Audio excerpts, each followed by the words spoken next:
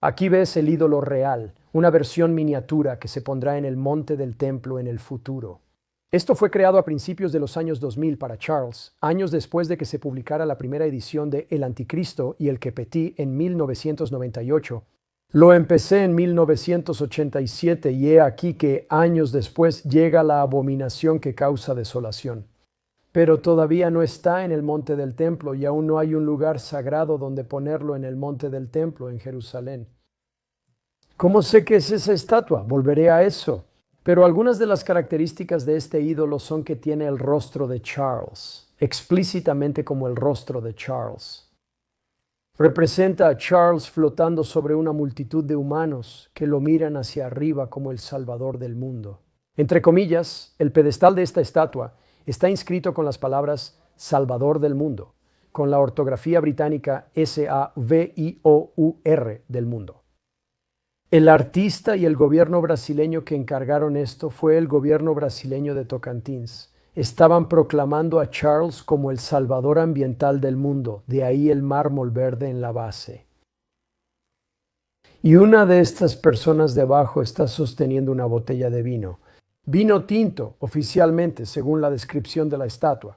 Así que o está aplastando las cabezas de los que están debajo de él, o está flotando sobre ellos, dependiendo del artículo que leas. Y es Carlos con alas angelicales, vestido solo con un taparrabos, nada más, y flotando sobre estos cuerpos como el salvador ecológico del mundo. Entre comillas. Ahora, esto fue justo después de la cumbre de la Tierra en Río.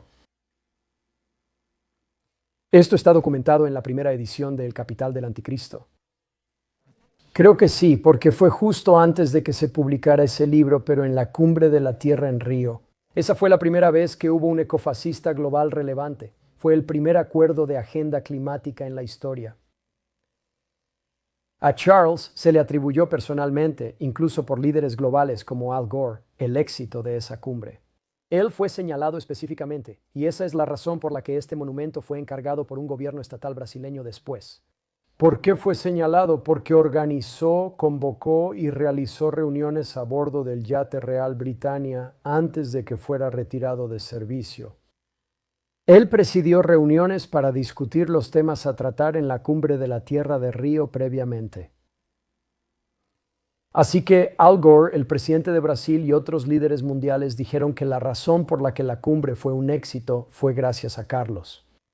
Ahora, esa cumbre llevó al Protocolo de Kioto, que Estados Unidos no firmó, no se unió, lo que a su vez llevó a los acuerdos de la Conferencia de las Partes, los acuerdos de la Agenda Climática de la Conferencia de las Partes de las Naciones Unidas.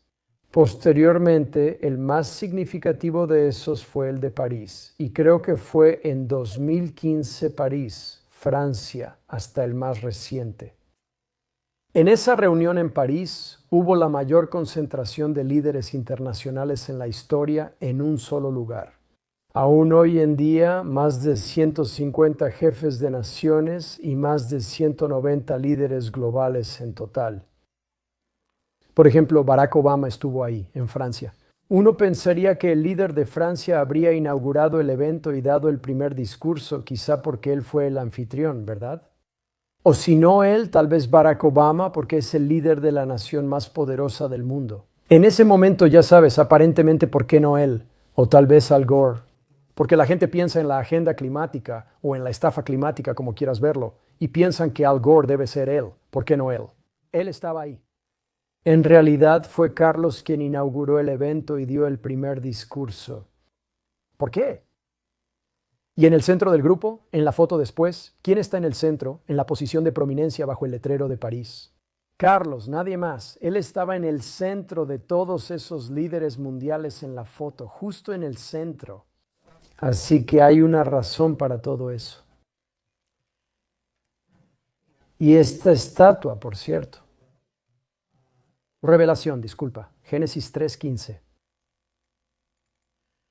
La primera profecía en las Escrituras sobre un Mesías venidero le fue dada a Eva en el jardín del Edén después de que Adán y Eva cayeron. Y esta es la profecía donde Dios mismo le está hablando al diablo, el dragón rojo. Él dice, pondré enemistad entre tú y la mujer, entre tu descendencia y la de ella. El diablo tiene su propia descendencia, individual y colectivamente. ¿Esa descendencia es el Mesías? Pero Dios tiene su descendencia individual y colectivamente. Como cristianos, individualmente somos descendencia de Dios, colectivamente estamos en Cristo. En el Mesías, Él es la descendencia y su descendencia, Él, la descendencia de la mujer. En este caso, el Mesías aplastará tu cabeza, herirá tu cabeza. Ahora, la palabra hebrea que se traduce aquí como herir significa perforar, aplastar, apuñalar, significa todas esas cosas. Y herir, y tú herirás su talón, perforar, aplastar, apuñalar, y la palabra que se traduce como talón se traduce más literalmente como protuberante. Cualquier cosa que sobresale del cuerpo, por ejemplo, mi cabeza, pies y manos sobresalen de mi cuerpo. En otras palabras, Cristo fue perforado en sus manos y sus pies. Él va a regresar y va a perforar la cabeza del diablo, en este caso la cabeza del anticristo, quien está poseído por el diablo. Tipológicamente, aplastar las cabezas de quienes están en el diablo y no en la simiente de la mujer, en Cristo. En el anticristo está el espíritu del anticristo, no el de Cristo, Dios o el Espíritu Santo, ¿verdad? Bien, lo que estamos viendo con la estatua es una perversión e inversión de Génesis 3:15. Aquí viene Carlos como el Mesías para aplastar las cabezas. Vaya, eso no está bien. Bueno, aquí se pone mucho más interesante en Daniel, capítulo 9, versículo 27. Y probablemente soy la primera persona en notar esto en el texto hebreo. En la edición 2024 de El Anticristo del Capitán escribí sobre esto, analizando el texto hebreo y las palabras raíz. Pero este es el versículo que los cristianos observan. Dicen que habrá 7 años de tribulación antes de Armagedón y del regreso de Cristo, conocidos como la semana de la tribulación. La gran tribulación dura 3 años y medio en su última mitad. Ellos ven este versículo para sugerir, basándose en el contexto del versículo que es Daniel 9, 24 al 26, que hay un periodo de 490 años o 70 periodos de 7, y este es el final. El 70º periodo de 7, por lo tanto, es un periodo de 7 años. Así lo ven ellos. Otros opinan que se refiere a la crucifixión de Cristo, ya que suena parecido, con él siendo crucificado a mitad de la semana. Si aceptan que fue crucificado un miércoles, es decir, el 4º día de la semana para la crucifixión, y que él resucitó al final del sábado, al terminar el 7º día y no en domingo, es decir, justo al anochecer entre el 7º y el 1er día, pues solo Dios puede separar los días según la Biblia. Eso finalmente, por así decirlo, en términos de tiempo, pero dejando eso de lado. Tengo una serie sobre eso llamada Historia del Mesías y el período de la tribulación. Demuestro que todas las semanas de las Escrituras siguen el modelo de la semana de la crucifixión y que Cristo fue crucificado el 4º día y resucitó al final del sábado. Eso es realmente lo que es cierto. Dejando eso de lado, cuando vemos este versículo en contexto y lo entendemos, en realidad estamos viendo literalmente un período de 7 años, no 7 días. Entonces, no la semana de la crucifixión, sino una semana que puede estar modelada según la semana de la crucifixión, pero aún así una semana de 7 años. En este versículo dice él, y el contexto es este príncipe de linaje romano, y es un príncipe que se sienta en un trono o un gobernante de linaje romano.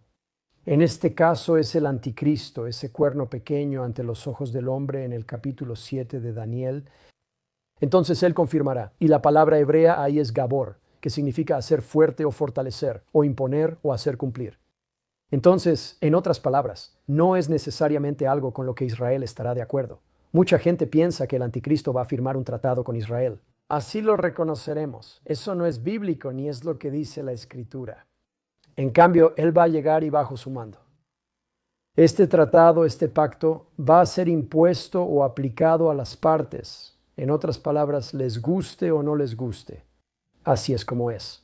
Cuando llegue el momento, la mayor parte del mundo estará de acuerdo porque es un pacto, es un tratado. Pero él lo va a hacer, Gabor. En otras palabras, lo va a fortalecer. Lo va a fortalecer, lo va a hacer fuerte, lo va a imponer o hacer cumplir.